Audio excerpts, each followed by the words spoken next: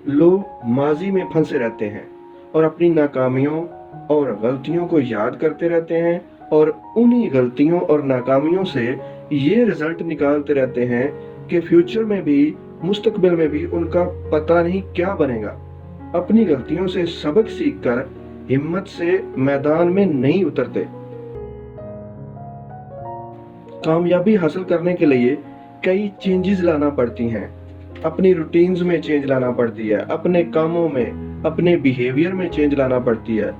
लोग आम तौर पर चेंज को पसंद नहीं करते, वो अपने कंफर्ट जोन में ही रहना पसंद करते हैं। लोग अपनी प्रॉब्लम्स को दुनिया से अनोखी प्रॉब्लम्स समझने लग जाते हैं, और ये समझे बगैर कि कामयाब लोग भी इन प्रॉब्लम से होकर ही गुजरे होते हैं। किसी भी इंसान को पक्का और पुख्ता बनाने के लिए प्रॉब्लम्स जरूरी होती हैं। एक होती है कामयाबी की लगन, कामयाबी की तड़प, और दूसरा होता है नाकाम हो जाने का डर। लोगों को कामयाबी की तड़प से ज्यादा नाकामी का खौफ होता है, और इसी वजह से वो कामयाब नहीं हो पाते। जबकि माइंड में कामयाबी की लगन को ज्यादा वक्त और ज्यादा टाइम सोचना चाहिए, लेकिन उनके माइंड में नाकामी ज्यादा देर रहती है। लोग तवक्को रखते हैं कि जो भी वो काम कर रहे हैं उसका रिजल्ट इनको फौरन ही मिलना शुरू हो जाए।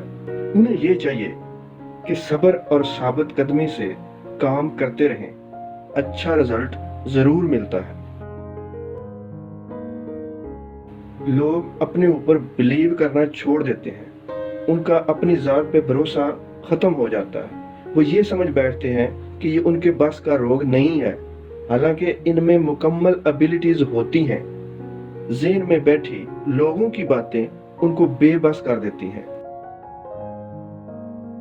लोग एक दो बार नाकामी या थोड़ी बहुत मायूसी का सामना करते हैं तो उसे वो इस नाकामी या मायूसी को वो वापस भाग जाने का सिग्नल समझ लेते हैं और आसानी से शिकस्त मान लेते हैं।